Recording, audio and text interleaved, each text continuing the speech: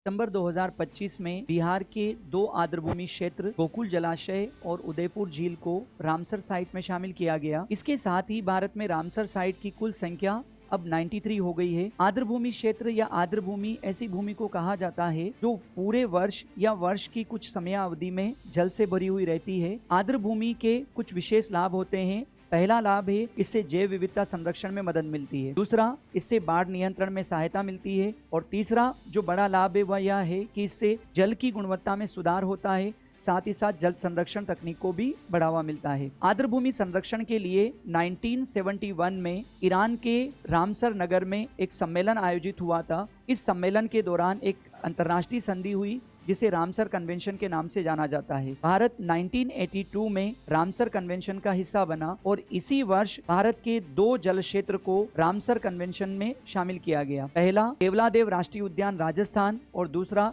चिल्का झील उड़ीसा। ये भारत के पहले 2 रामसर साइट में शामिल किए जाते हैं। वर्तमान समय में राजस्थान में 4 आर्द्रभूमि को रामसर साइट का हिस्सा बनाया गया है। पहला केवलादेव राष्ट्रीय उद्यान, जिसे पहला राजस्थान का रामसर साइट माना जाता है। दूसरा सांबर झील क्षेत्र। तीसरा किंचन क्षेत्र जो वर्तमान समय में फलोदी और जोधपुर क्षेत्र में पड़ते हैं। और चौथा मैनार जल क्षेत्र जो उदयपुर जिले में पड़ता है। सबसे खास बात यह है कि वर्ष 2025 में इनमें से 2 साइट को शामिल किया गया, किंचन जल क्षेत्र को और उदयपुर के मैनार जल क्षेत्र को हाल ही में रामसर साइट का हिस्सा बनाया गया। Thank you.